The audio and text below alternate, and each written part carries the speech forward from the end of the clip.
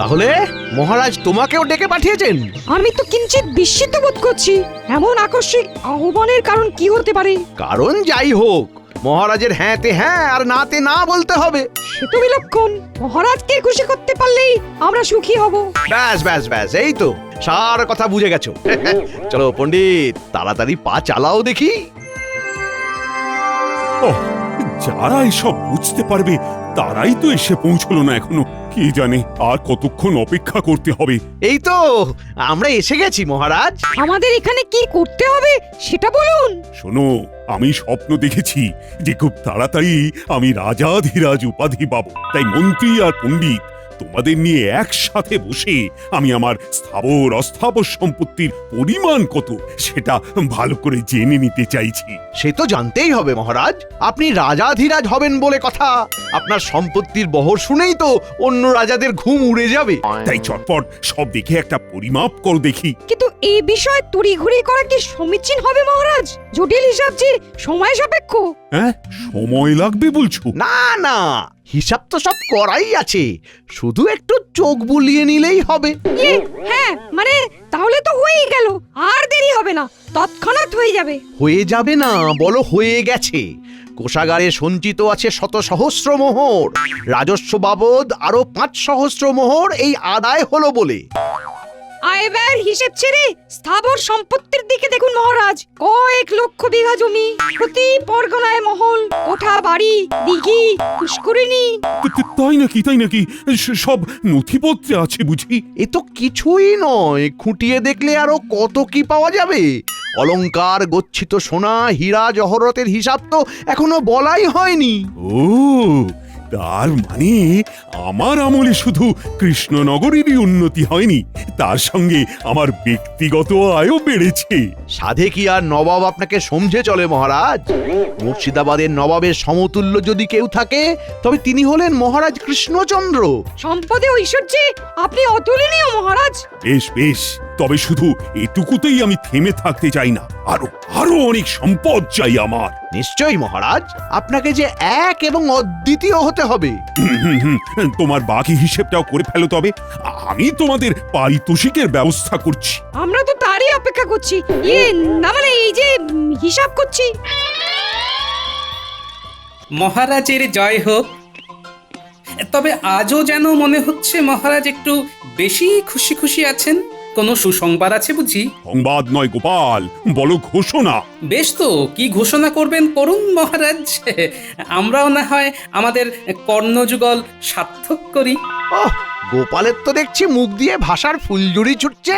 পণ্ডিতের টোলে নাম লিখিয়েছে বুঝি? সে যাই হোক, তবে একবার মহারাজের ঘোষণা শুনলেই সব ছোটাছুটি বন্ধ হয়ে যাবে।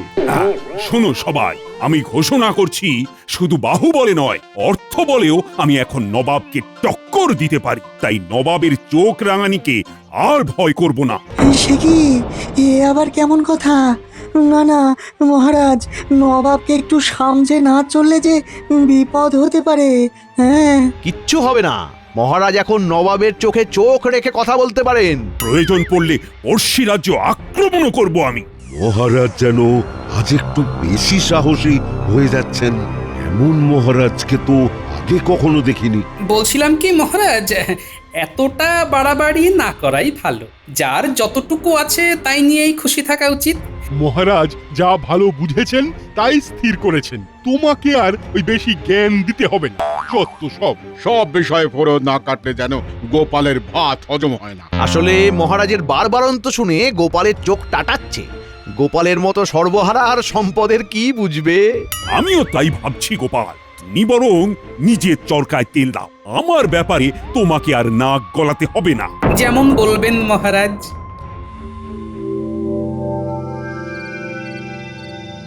ঠিক হচ্ছে না গিন্নি, ঠিক হচ্ছে না। কি সে ঠিক হচ্ছে না? না না না না না, আমি তো মাথা মুন্ডু কিছুই বুঝতে পারছি না। তুমি না পারলেও মহারাজ একদিন ঠিক বুঝবেন, তবে ততক্ষণে বড্ড দেরি হয়ে যাবে গিন্নি। এই দেখো, হেয়ালি করা বন্ধ করে আসল কথাটা বলবে। আসল নকল জানি না, তবে মহারাজ তোষামুদেদের পাল্লায় পড়ে ধরাকে একেবারে সরাগান করছেন, আর সেটা ধরিয়ে দিতে গেলে দু চার কথা শুনিয়ে দিচ্ছেন। বুঝেছি, তার মানে মহারাজের কাছে তোমার মুখ পুড়েছে। হ্যাঁ, না না, তুমিও তো আমাকে সময় অসময়ে কম অপমান করো না গিন্নি, তাই এসব গা সওয়া হয়ে গেছে। ও, সুযোগ বুঝে ঠিক চিমটিটা কেটে দিলে, তবে সময় বুঝে আমি কিন্তু সুদে আসলে ফেরত দেব, তখন টেরটি পাবে। আমি তো ভাবছি মহারাজের কথা, কবে যে মহারাজ নিজের ভুল বুঝতে পারবেন। ব্যাপার কি মন্ত্রী, মনে হচ্ছে তুমি কিছু বলবে করছো, কিন্তু বলতে পারছো না। হ্যাঁ মানে মানে মহারাজ, বলছিলাম কি যে নবাবকেও ছাড়িয়ে যেতে গেলে আপনার জীবনযাত্রার মান আরো উন্নত করলে ভালো হয়। তবে কি মহারাজ নিতান্তই ওই সাদা মাটা জীবনযাপন করেন? মহারাজ যেমন আছেন তেমনই তো ভালো আছেন, অযথা অন্যরকম কিছু করার কি প্রয়োজন? প্রয়োজন আছে বই কি, নবাবকে দেখিয়ে দিতে হবে যে মহারাজও কিছু কম যান না, তাই দামি আতর, সুগন্ধি, অলংকার সব লাগবে, আর সেখান থেকেই আমাকে সুবিধা মতো সরাতে হবে। না না না, এটা তুমি মন্দ বলনি মন্ত্রী। হ্যাঁ, যেমন যা ব্যবস্থা করার করো তাহলে। ভেতরে ভেতরে সে কি আর করতে বাকি রেখেছি মহারাজ? কই কে আছো, নিয়ে এসো দেখি। উমা, মহারাজের জন্য কত কি, এইসব না হলেই বা ক্ষতি কি? তুমি থামো সভাকবি, শুধু এখানেই শেষ নয় মহারাজ, আরো আছে। আরো বলো কি? কই কই কই, দেখি দেখি দেখি।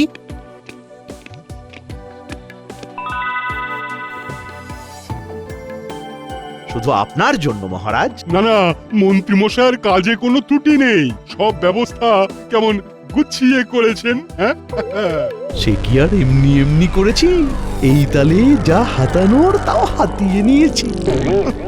না, এবার যেন ভেতরে ভেতরে বেশ একটা উত্তেজনা বোধ করছি, মনটা একেবারে চনমন চনমন করছে। তোমরা কি দেখছো মহারাজ দিনকে দিন কেমন যেন পাল্টে যাচ্ছেন, কেমন যেন অন্যরকম। এই মহারাজ আমাদের অচেনা। মহারাজের হঠাৎ যে কি হলো ভাই, আর যেন তাল জ্ঞান নাই। কিন্তু এইভাবে চলতে থাকলে মহারাজ বড় কোনো বিপদে পড়বেন। কিন্তু সেটা তাকে বোঝাবে কে? বোঝাতে যদি কেউ পারতো তবে সে একমাত্র গোপাল, কিন্তু সেও তো এখন এইসব থেকে দূরে, ঘরে একা একা বসে। হ্যাঁ, যতই সে থাক দূরে, মহারাজের কথা ভেবে চলো না গিয়ে দেখি কি করে।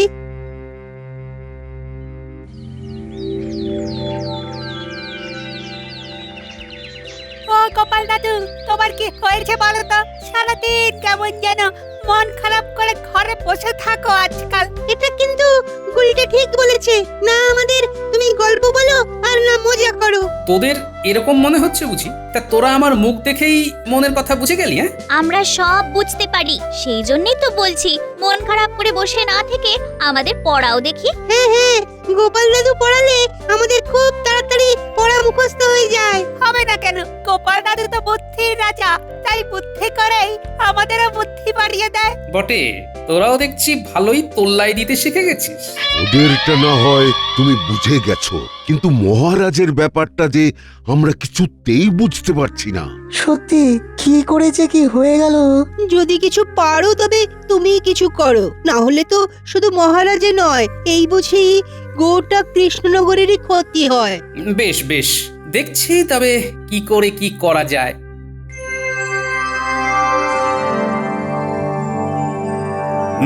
তারপর মন্ত্রী রাজস্ব আদায়ের কাজে হাত দিলে নাকি? না মহারাজ, এই তো দেব দেব করছি। দেব দেব না করে দিয়ে ফেলো, আর ফেলে রেখো না। ঠিকই তো মহারাজ, কাজ ফেলে রাখলে পরে যে মাথায় বাজ পড়বে। ব্যাস, কথা নেই বার্তা নেই, আবার চলে এলো ফোড়ন কাটতে। এই যে গোপাল, নিজের মতো করে আসছো, নিজের মতো করে যাচ্ছ, এটা কিন্তু ভালো হচ্ছে না। সে যাই হোক, এখন কি চাই সেটা বল। চাইতেই তো এসেছে মহারাজ, না হলে কি আর এমনি এমনি আসে? তবে যত যাই দিন মহারাজ, কোনো কিছু দিয়ে এই গোপালের দারিদ্রতা ঘুচবে না। গোপাল থাকে তো ওই খড়ের চালের ঘরে, আর পরে ওই একটা ধুতি আর একটা ফতুয়া। ওর আবার কি চাই মহারাজ? বিলক্ষণ, এর থেকে বেশি দিলে ওর সহ্য হবে না। তবে মহারাজ, আপনি যে এখন দিন দরিদ্রের দান ধ্যান করা বন্ধ করে দিয়েছেন, সে কথা কি গোপালের কানে গেছে? শোনো গোপাল, এই খাম্বাজ রাজা, বর্ধমানের রাজা, উৎকলের রাজারা বিভিন্ন সাহায্য চাইছে। আমি কিন্তু তাতে কর্ণপাত করছি না। আমাকে আপনারা যত যাই বলুন, তবুও বলছি আরেকবার ভেবে দেখুন, যেমন যা করছেন কাজটা কিন্তু ভালো হচ্ছে না। তা তুমি কি আমায় সতর্ক করতে এসেছো আর ভাবছো তোমার কথায় আমি সুরসুর করে আমার সব স্বপ্ন জলাঞ্জলি দিয়ে দেব? সে গুড়ে বালি। তাই তুমি হাতে তালি দিতে দিতে নিজের রাস্তা দেখো এবার। বেশ, আপনি যেমন বলবেন মহারাজ।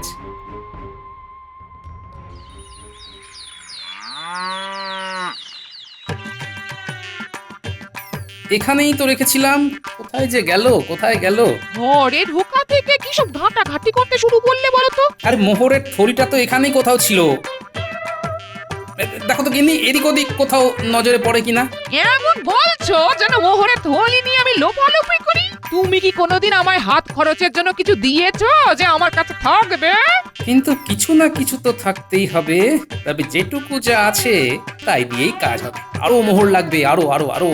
নির্ঘাত তোমার মাথার গন্ডগোল হচ্ছে। ওই মোহর মোহর করেই তোমার মাথা খারাপ হয়ে গেছে। হ্যাঁ, মাথা খারাপ আমার নয়, মাথা খারাপ তো হয়েছে মহারাজের, আর ওটাই আমাকে ঠিক করতে হবে। সে তুমি যাই বলো, আমি যা বোঝার বুঝে গেছি। গন্ডগোল তো হয়েছে, না বলে তোমার মতো লোক মোহরের জন্য এরকম খোঁজাখুঁজি শুরু করে? হ্যাঁ, না না না না, আমি আর ভাবতে পারছি না। তোমাকে আর ভাবতেও হবে না গিন্নি, ভাবাভাবির ব্যাপারটা এবার আমার উপর ছেড়ে দাও। প্রণাম মহারাজ। আবার আবার এসেছো গোপাল? কেন মহারাজ, আমাকে কি আসতে নেই নাকি আপনাকে আমার মুখ দেখতে নেই? এই মরেছে, এবার কি বলি আমি? আমি শুধু ভাবছি বারবার তাড়িয়ে দেওয়া সত্ত্বেও গোপাল কেন আবার ফিরে ফিরে আসছে। আমার তো মনে হয় বারবার অপমানিত হতে। ঠিক ঠিক, ন্যাড়া 3বার বেলতলায় যায় আর গোপাল 3বার অপমানিত হয়। এবার কিন্তু বড্ড বাড়াবাড়ি হচ্ছে। গোপালকে চুপচাপ থাকতে দেখে যেমন খুশি অপমান করছে ওকে। গোপালের কিন্তু এবার কিছু বলা দরকার। বলছিলাম কি মহারাজ, আমি কিন্তু আপনার কাছে কোনো দান চাইতে আসিনি। সময়ে অসময়ে আপনি আমাকে পুরস্কার স্বরূপ বহু মোহর অলংকার দেবেন বলে প্রতিশ্রুতি দিয়েছিলেন, কিন্তু তারপরে আর দেননি। এখন সেই সব পুরস্কার আমার চাই। সব এখনই চাই? না মানে ধীরে সুস্থে পরে পরে দিলে চলবে না? চলবে না কেন? খুব চলবে, খুব চালালেই চলবে। না, চলবে না। দিলে ভালো, না দিলে সেই কথাও রাষ্ট্র করে বেড়াবো। এবার দেখুন কি করবেন মহারাজ। ছি ছি গোপাল, সামান্য কটা মোহরের জন্য তুমি এমন দরদস্তুর করতে পারো? যাও যাও যাও, এক্ষুনি গিয়ে কোষাগার থেকে সব সংগ্রহ করে নাও। আর শোনো, তোমার এই মুখ যেন আমাকে আর কখনো দেখতে না হয়। আপনিও ভেবে দেখুন মহারাজ, এই অপমান কি আর সহ্য করা যায়? বেশ, আসি তাহলে। কিন্তু গোপাল এটা কি বলে গেল? সে যা বলে বলুক মহারাজ, আসল কথা হলো দুষ্টু গরুর থেকে শূন্য গোয়াল অনেক ভালো। ওই তো গোপাল দাদু চলে এসেছে। আমরা তো তোমার জন্যই অপেক্ষা করছিলাম। তুমি বললে যে আমাদের পড়াবে। এই দেখো, আমরা বই খাতা কলম নিয়ে বসে আছি সেই কখন থেকে। ভালোই হয়েছে, এবার তো বাকি কাজটা তোদের দিয়েই করতে হবে। কি সব কাজের কথা বলছো বলো তো? তার মানে পড়ালেখা হবে না? হবে তো, তবে এবার লেখা পড়া হবে। লিখবো আমি আর পড়বে অন্য কেউ। দে দে কাগজ কলমখানা দে দেখি, চটপট লিখে ফেলি।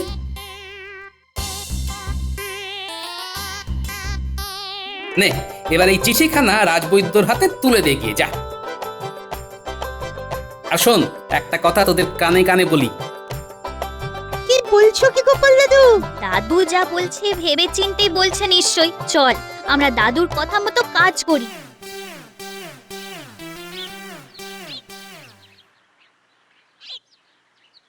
বলি, বুড়ো বয়সে কি আবার লেখাপড়া করার স্বাদ জাগলো নাকি? স্বাদ তো জাগে, কিন্তু সাধ্যে কুলোয় না গিন্নি। সে কি আর আমি জানি না। তবে ওদিকে কি খবর? মহারাজ কি নিজের ভুল বুঝতে পেরেছেন নাকি এখনো অন্য ঘরে রয়েছে? না, এখনো পারেননি, তবে আজ যে অপমান করেছেন তিনি আমায়, এরপরে বেঁচে থাকাই মুশকিল। কি আবোল তাবোল বলছো বলো তো তুমি? একটু জল খাবো, জল দাও না গিন্নি। সেটা ভালো করে বললেই হয়। দাঁড়াও, দিচ্ছি।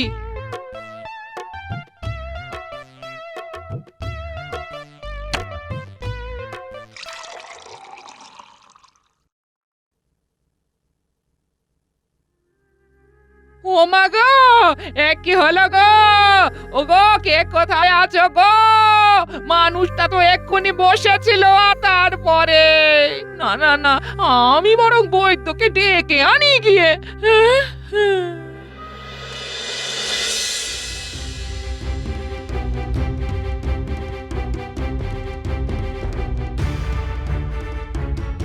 তখন থেকে তো অনেক পরীক্ষা করলেন, কিন্তু মানুষটা এখনো চোখ খুলে দেখছে না কেন? হ্যাঁ, বড্ড দেরি হয়ে গেছে। আর মানে এই মানেটা কি? হ্যাঁ, গোপাল জগতের মায়া ত্যাগ করেছে। আমার সে কি কথা গো? ও গো, আমার কি হবে? ও দাদু, দাদু, আমাকে ওঠো না গো। ও দাদু, একবার চোখ খুলে দেখো না। ও দাদু, দাদু, দাদু গো। এই যে তোমরা যাও, একটা কাজ করো, মহারাজকে গিয়ে এই খবরটা দিয়ে এসো এক্ষুনি। বাকি ব্যবস্থা আমি করছি না হয় ততক্ষণ। আজ সকাল থেকে মনটা যেন কেমন আনচান আনচান করছে। কেন মহারাজ, আপনি কি কোনো ব্যাপারে চিন্তিত? চিন্তা না, মানে হ্যাঁ হ্যাঁ, মানে চিন্তা তো একটা আর চিন্তা করে কি হবে মহারাজ? যা হওয়ার তা তো হয়ে গেছে। গোপাল দাদু আর নেই মহারাজ। দাদু আমাদের ছেড়ে চলে গেছে। একবার শেষ দেখা দেখে আসবেন। হ্যাঁ, কি শুনলাম আমি? গোপাল আর নেই। এমনটা তো একটুও ভাবতে পারিনি। আজ এ কি দুর্যোগ নেমে এলো এখানে, গোপাল আর নেই। এমনও শুনতে হবে। আমার তো মনে হচ্ছে মহারাজের কাছে অপমানের জ্বালা সহ্য করতে না পেরেই গোপাল হৃদরোগে আক্রান্ত হয়েছে। না না না, ব্যাপারটা ভালো হলো না।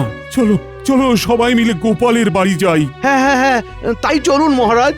গোপাল আমাদের এতদিনের সাথী, গোপালের শেষ যাত্রায় আমরাই কাঁধ দেব না হয়।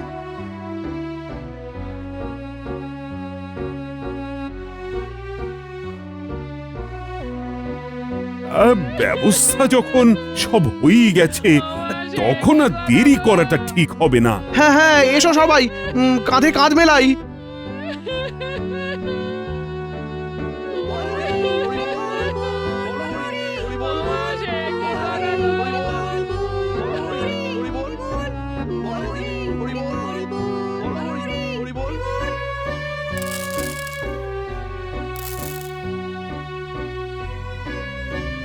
ওহ, এই দৃশ্য কিনা শেষে আমাকে দেখতে হলো, কিন্তু তবু আমার খুব জানতে ইচ্ছে করছে, বাচ্চারা থলি ভর্তি মোহর অলংকার সব ছড়াতে ছড়াতে যাচ্ছে কেন?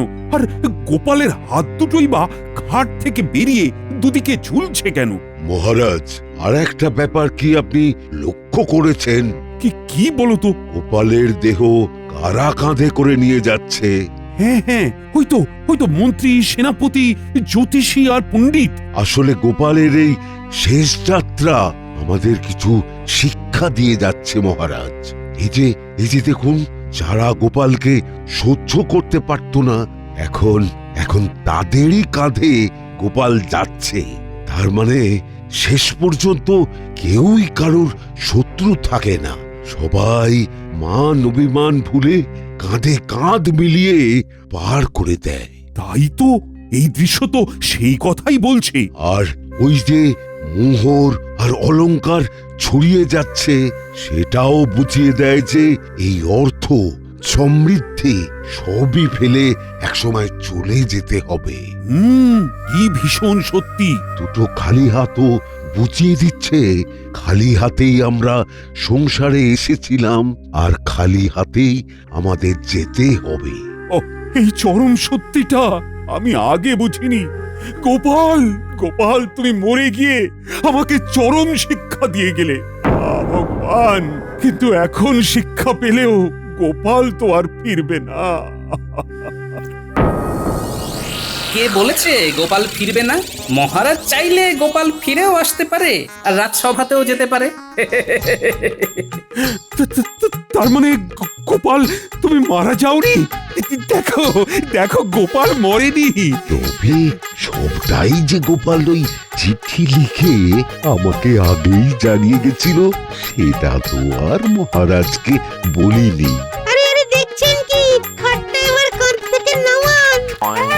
আমাদের দাদু আমাদের ছেড়ে চলে যাবে, তাই সাহস নাকি? আমরা যেতে দেব নাকি? এক্ষুনি খাট নামান, না হলে গোপাল দাদুকে খাটে চাপিয়ে কাঁধে করে সারা কৃষ্ণনগর ঘোরাতে হবে। উফ, এতক্ষণে ঘাম দিয়ে ছাড়লো যেন জ্বর। কেউ এসে হাতটা আমার ধর। ও গোপাল, আচ্ছা একখানা খেল দেখালে বটে। খেল তো এবার আমি দেখাবো। হ্যাঁ, এই বুড়ো বয়সে তোর হিম্মতি আমি বের করছি। মহারাজকে শিক্ষা দিতে গিয়ে এমন রসিকতা না করলেই চলছিল না। আর ঝেঁটিয়ে তোমার মাথা থেকে এই রসিকতার ভূত নামাবো। হ্যাঁ, এই এই এই ওরে বাবা রে, গেলাম রে। ছেড়ে দাও গিন্নি, এবারের মতো ছেড়ে দাও আমাকে। ওরে বাবা রে। সবাই গোপালের কাছে জব্দ আর গোপাল গিন্নির কাছে।